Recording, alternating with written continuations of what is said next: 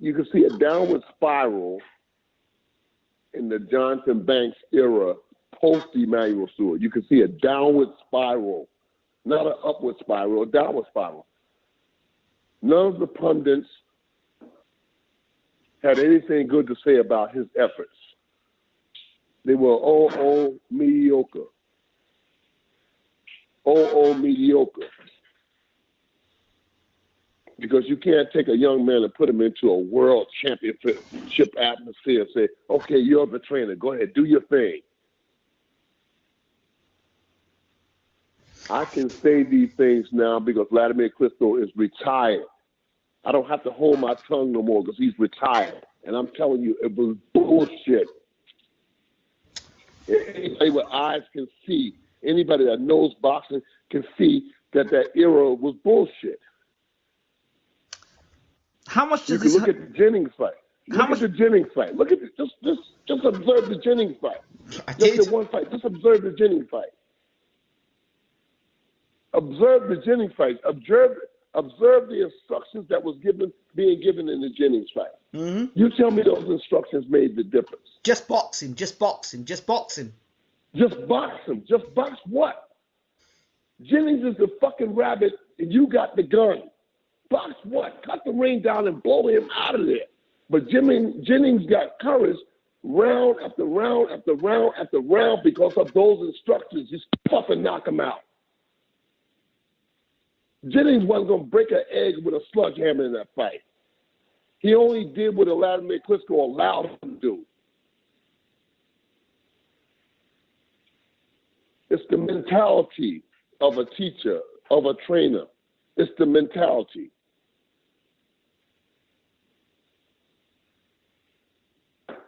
It's the mentality that makes a fighter go forward and makes a fighter be successful. When they have that mentality, when they have that breath of life in them, you know? I would run Vista with Jennings now because Jennings got too much fear. But I would put Vlad Sarenko with Jennings in 2 fights. I'll put him with Jennings. He'll beat Jennings' ass. You know, just because he's had that experience. Oh man, I get so worked up when I start thinking about what could have been, what might have been, you know. It's good. Ruan Vista came into boxing straight off the streets. So yeah, he needs time to make adjustments. He needs time to grow. Vlad Sarenko is quite different. He's been out there. He's been in international experience. He's been in there with all types of fighters. Ruan has yet to see that. So we have to take both of them on different roads. You know, on different roads. You shouldn't be apologetic for what you're saying. This is something that people need to hear because it's historical. I'm not apologetic about shit. I don't have to be apologetic. Klitschko's retired. I'm not apologetic about nothing. I'm calling it how I see it. I took what I had to say before because he wasn't retired, but now he's in retirement. He's in retirement, and I can say what I want to say. I can say what I've been wanting to say. Well, you understand that you can't lead. You can't lead if you've never had experience leading. While you're at it, you may also continue because it's all quite interesting stuff. Are there any other things you want to share with us in terms of the Klitschko era?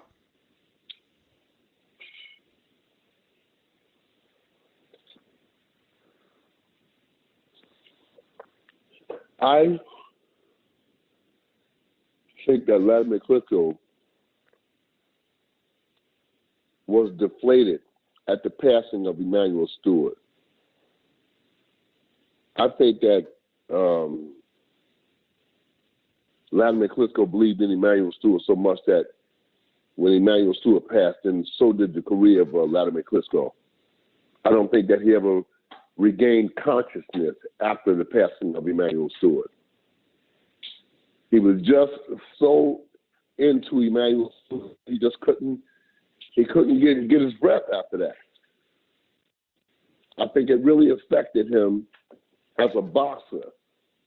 And in some ways, even as a human being, it affected him. You know, regardless of what he might say, I think that he was really affected by the passing of Emanuel Steward. I just think he couldn't get past Emanuel's passing. He just never came back from it. You know, he just never bounced back. He might say something different, but I'm saying that I don't think that he ever recovered from it. Here's another puzzling thing. In the lead up to the Joshua fight, Vladimir kept saying, I'm determined, I'm focused. What was the word? Use a specific word he kept using all the time. He's hungry, he's determined, he's focused. There's another word he used, but it all meant the same thing. And never give in, never give up. And if he knew this was his last chance saloon, then you want to give it your best shot. What's giving it his best shot having Jonathan Banks in the corner?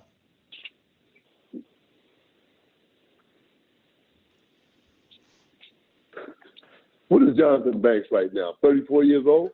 Probably. That's so. At 34 years old, what does a man know? What does a man know? I'm just talking about what a boss knows. What does a man know at 34 years old? How can you lead when you never had the opportunity or never had the experience to learn the things that leaders?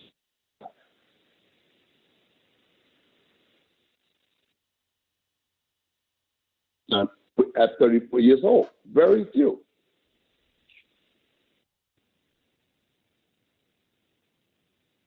So, my opinion is for Cash into a role,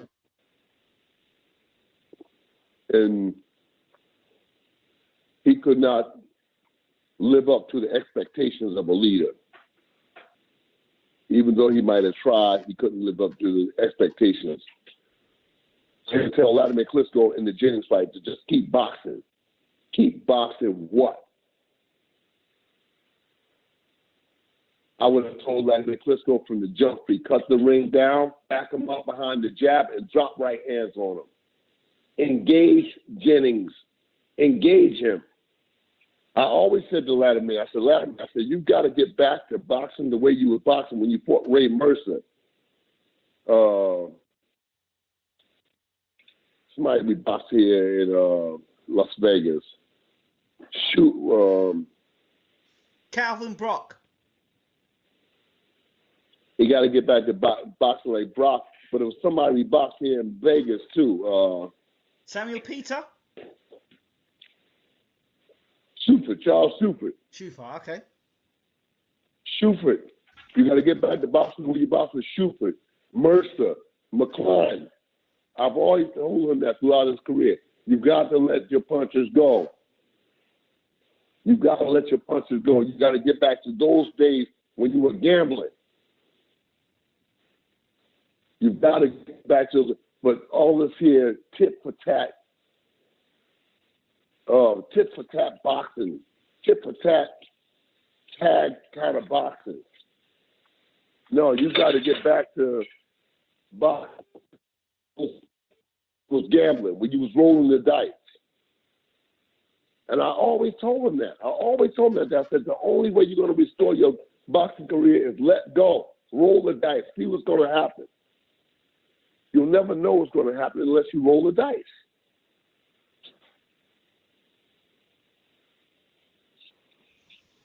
Do you think Vladimir's going to look back in his career with regret, or is he just that stubborn kind of guy? I'm sure he's going to look back and say, if I could have, would have, should have. I'm sure he's going to look back. And he's going to reinvest in his thoughts and say that, you know, all of us do, all human beings do. Okay, let's move on.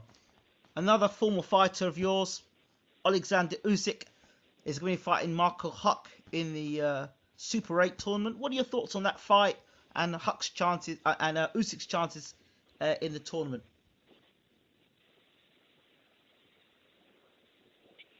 I think Usyk blows Marco Huck out of there. I don't think Marco Huck really, at this stage of his career, belongs in a ring with Alexander Usyk. I think Usyk should take that fight away from Huck and knock him out in 7 rounds or less. Huck's experience as a former champion, his desires as a former champion will keep him in there for 6 or 7 rounds, but Usyk blows him out of there and knocks him out in 7 rounds. Okay. I don't see Marco Huck staying with no Alexander Usyk. Mm-mm. So I think he gets beat up by Alexander Usyk. What are your thoughts on Breedis? I think Marius Breedis is a good fighter. I think he's a very good fighter. I think he's a dark horse in the tournament. Okay.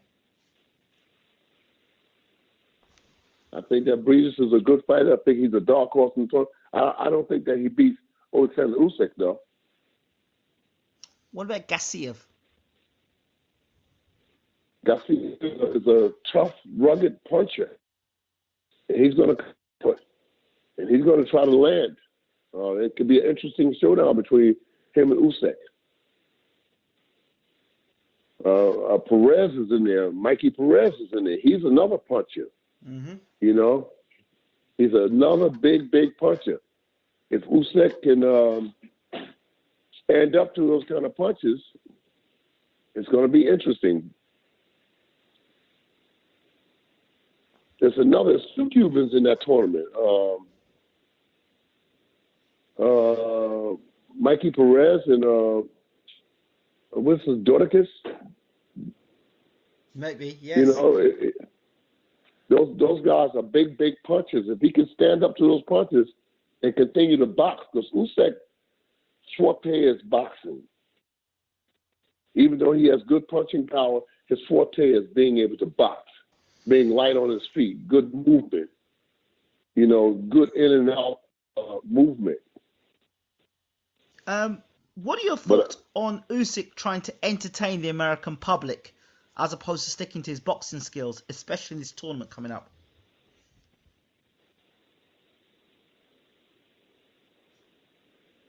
I think that Usyk is an entertaining fighter, period. I think that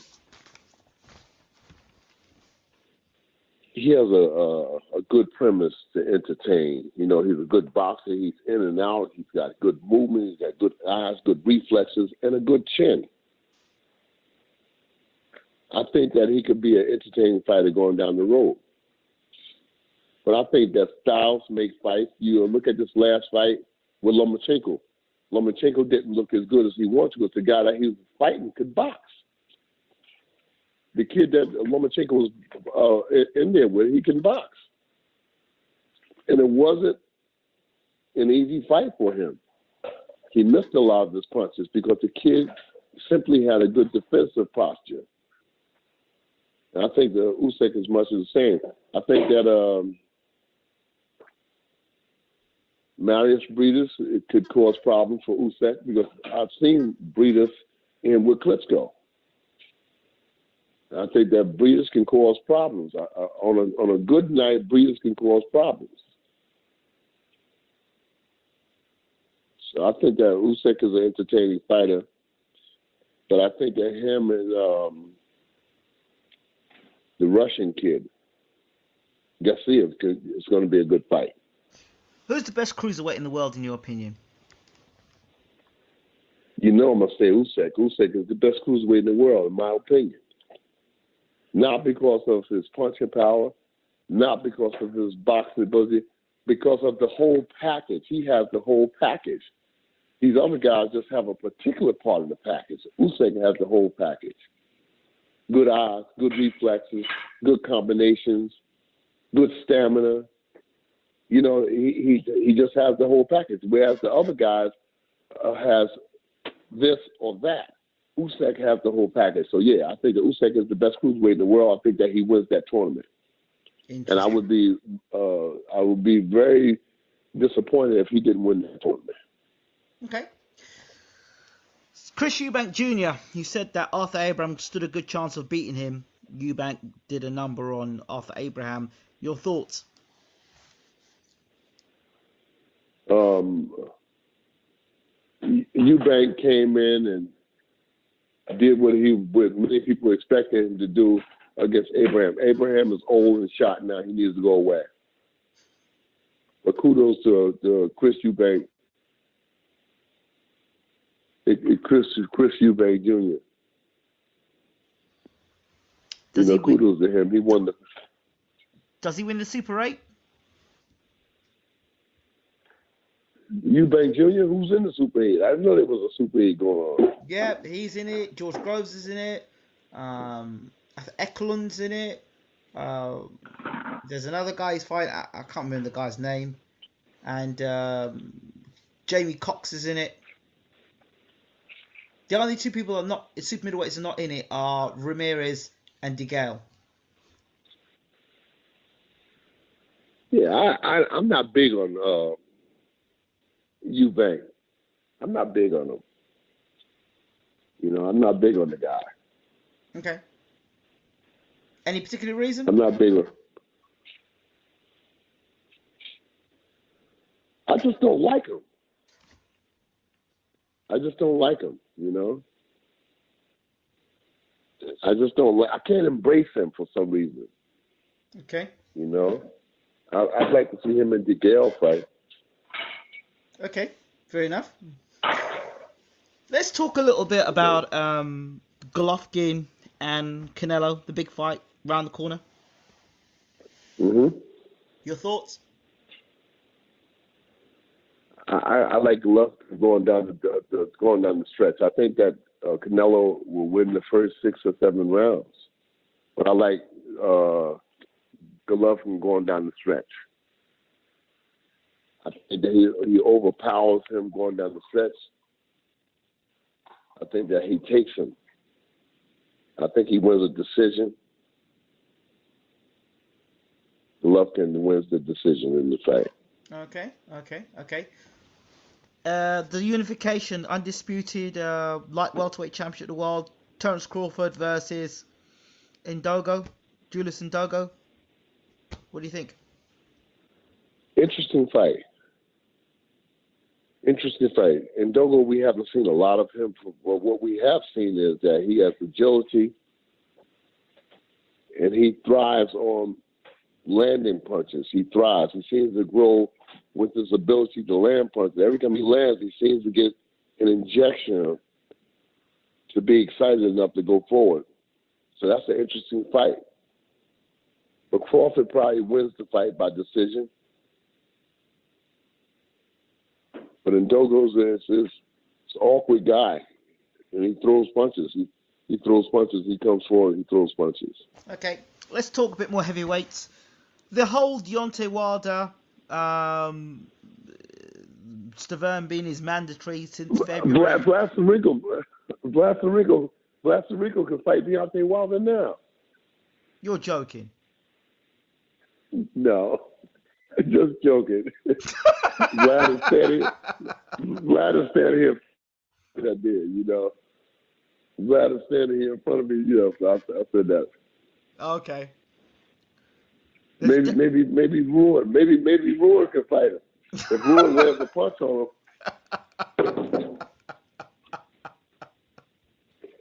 You want to fight Deontay Wilder? I got Roar here to fight Deontay Wilder. Ram, do you want to fight Deontay Wilder?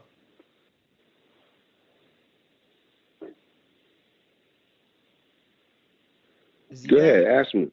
I just asked him, Ram, do you want to fight Deontay Wilder? Yes. If I coach, I would fight him. What was that? Hello? Did you hear him? No, I didn't hear it. He was very quiet.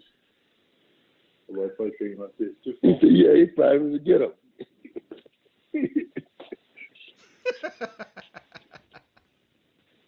Who runs in this match? Okay. So, the Deontay Wilder-Stavern situation with the mandatory, what's going on there in your opinion? And Deontay Wilder calling everybody else out but wanting to face a mandatory. What do you think's going on there, in your opinion? He wants to get the biggest dollar. He wants to get the biggest dollar. That's why he's calling back. You know, he wants to get the biggest dollar. That's why he's calling everybody out. But what about honouring your mandatory? Does that not matter anymore? Huh? Does honouring your mandatory, does that Cable? matter? Oh, you got to wait. The cable guy coming here with he's showing ID, so he must be official.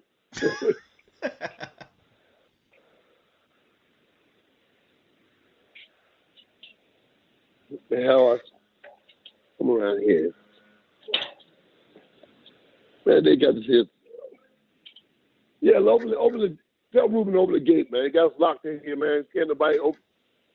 Tell him to open the gate, man. The cable guy is here, man. 1 minute, sir. No worries. Hey,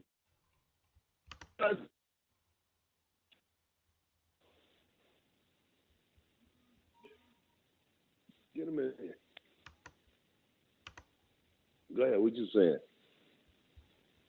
Yes. Yeah, go ahead. Deontay Wilder and the mandatory, and he said that he's just looking for the money. What about honouring his mandatory?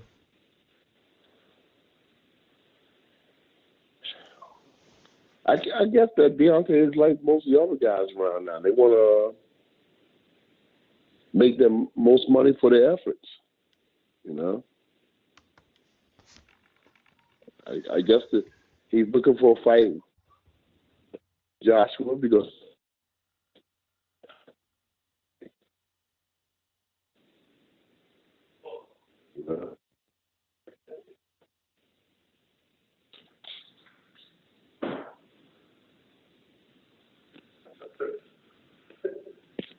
wait a minute, I got to do something for the cable guy. Okay.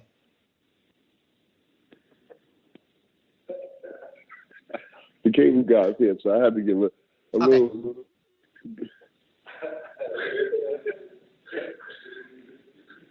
Go ahead. Okay. Do you want to end the? We can end the interview. We can always finish this off another time, but we can just do the ending now if you want.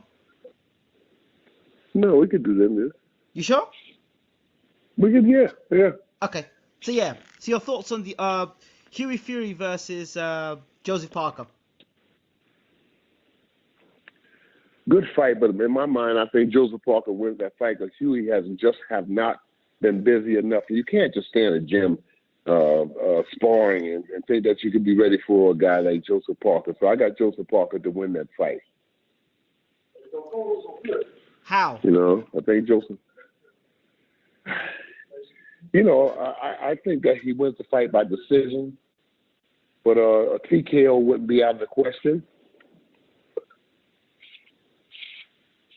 Okay. If Hughie were to beat Joseph Parker, is that a good win in your opinion? Oh yeah, because he'll have earned that kind of reputation. He'll have earned it. What do you think Hughie has to do to beat Joseph Parker?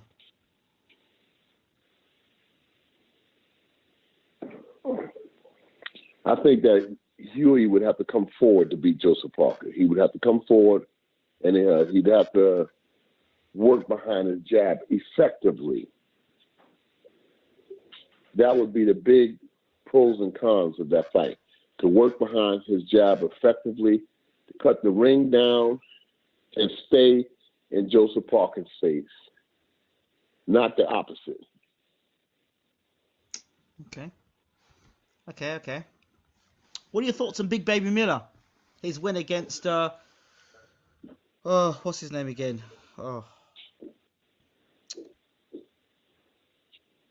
Tall guy, can't remember his name again. Joe Washington. Washington, yes. It was a good win. Whoever won that fight was in a good position.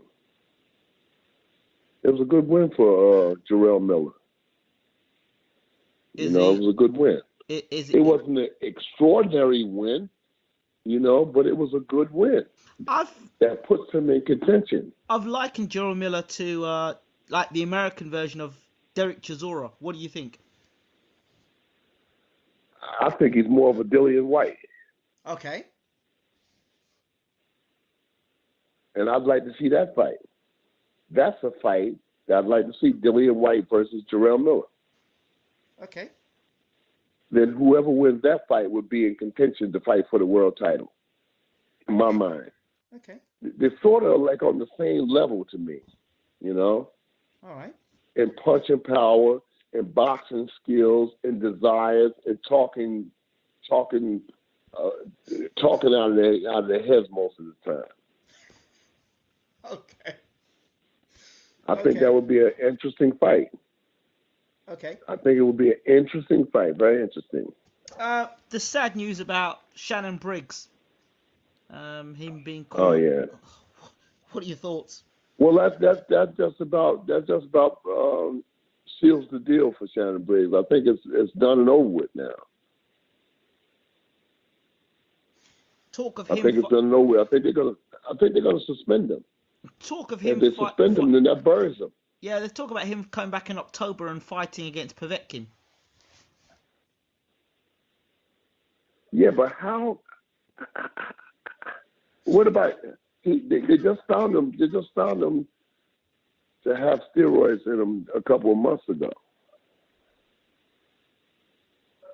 and now they're talking about him coming back in October. Did they find the steroids, or didn't they find it? I don't know.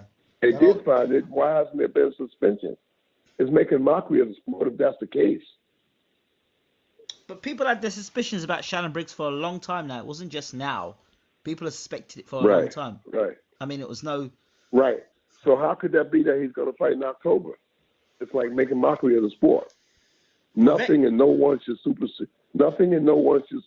the sport. Povetkin's back again, and he just fought the other night against Rudenko. It's just making mockery of the sport. What is it saying? Like, it's all right to take steroids now? Everybody's doing it, so we should look the other way?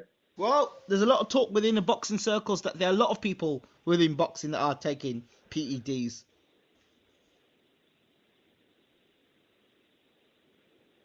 What are your thoughts to that? I think that's 1 foot in the grave for boxing. If they allowed that everybody's taking PEDs, so we should look the other way. I think that's wrong. Okay, let me throw this at you.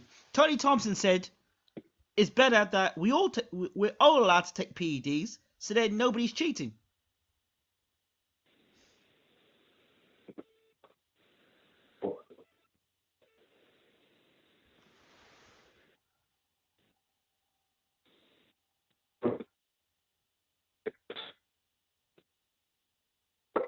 Taking PEDs. There should be a no-nonsense approach.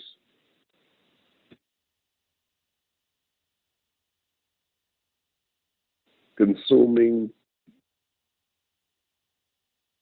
You're breaking up. What kind of message is that? You're breaking up. I can't hear a word you're saying.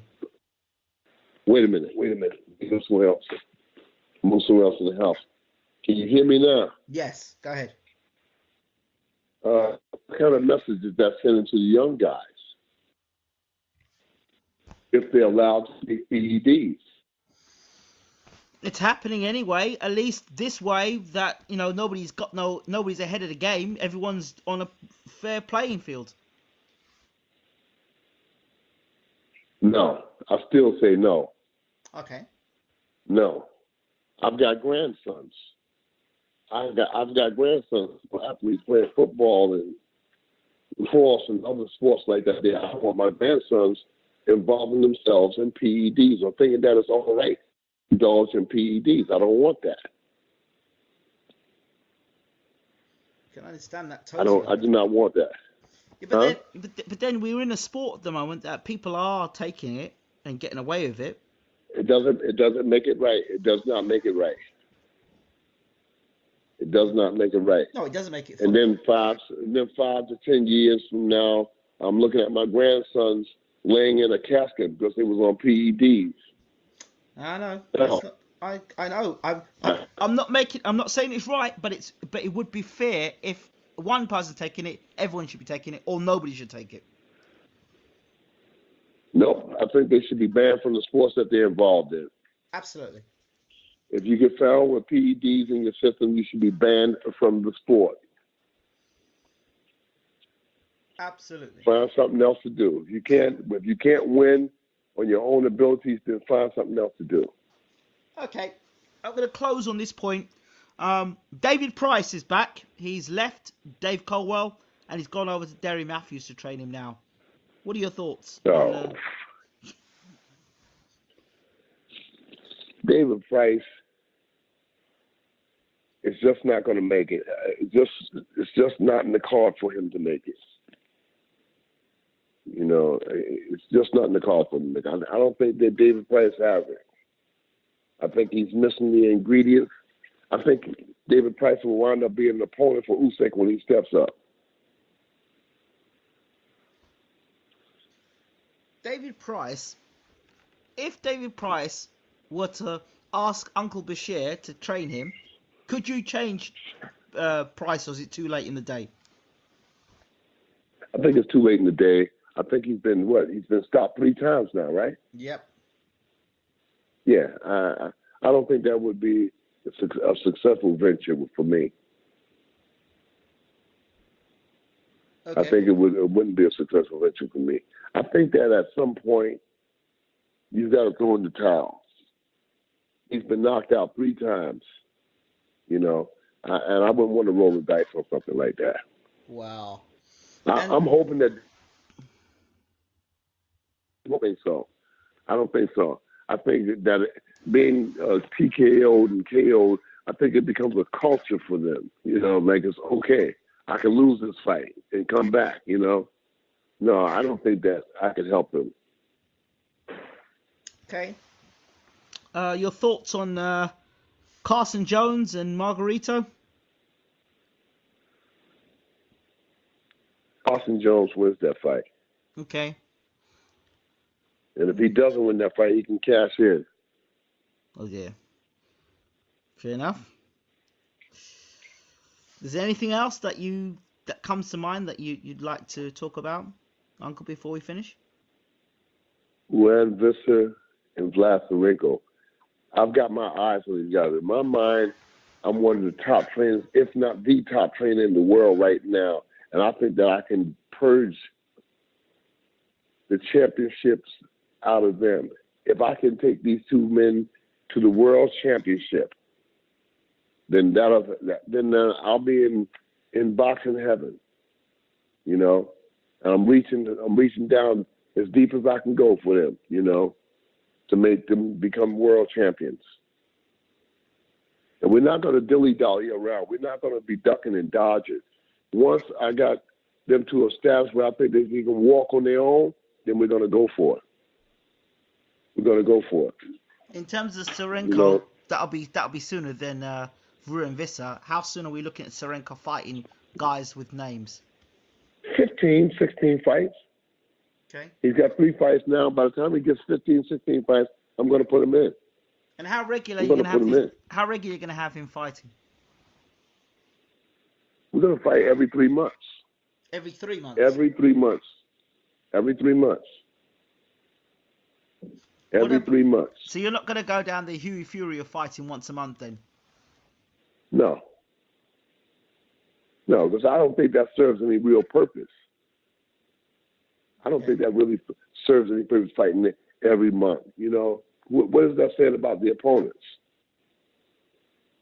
Right. But if you're knocking a guy, I don't want to fight those kind of guys. But I want to fight guys that's more significant. Right. So more credible. You're basically saying that Vlad's going to fight more fighters are going to be a bit more resistant from now on. Then that's the plan. Right. We're here in Vegas, and we're going to fight the guys that we need to fight. Okay. To get to where we're going, we're going to fight those guys. You know, we're not going to be ducking and dodging. We're going to fight the guys that's going to be suitable for us to step up the ladder. So when You know, when are you gonna fight again? Do you know the dates? Do you have any dates set up yet? I think we're going to fight September the 14th here in Las Vegas. Okay. Okay. September 14th. That'll be our first venture here in Las Vegas. And depending upon how Royal Vista looks, that's how I'll decide to move him up. Okay. And You know? same with Vlad Tsarenko then. Yes, most definitely. Most definitely. You know, I don't want to play around. That's why we came here. We came here from South Africa. We didn't come here to play around. We came here to go to work. You know, we came here to go to work. And whoever's there, come on, bring them up. Boxing is boxing. So Not going to play around. We're going to go for it. We're going to go for it.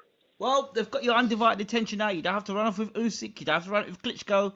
You're here now with these two guys, so they're going to get the best of you. Yes, they're going to get the best of me. They're going to get the best of me. There's no doubt about it. I'm going to miss Vladimir Klitschko, though. You know, he's a good guy, you know. He's a good guy. I'm going to miss him. There's no doubt about it. You know, I'm going to miss him. I think that some things that we might have missed together, but nonetheless, I'm going to miss him. I think that's a great way to end it. Uncle Bashir, thank you so much Yes. for talking.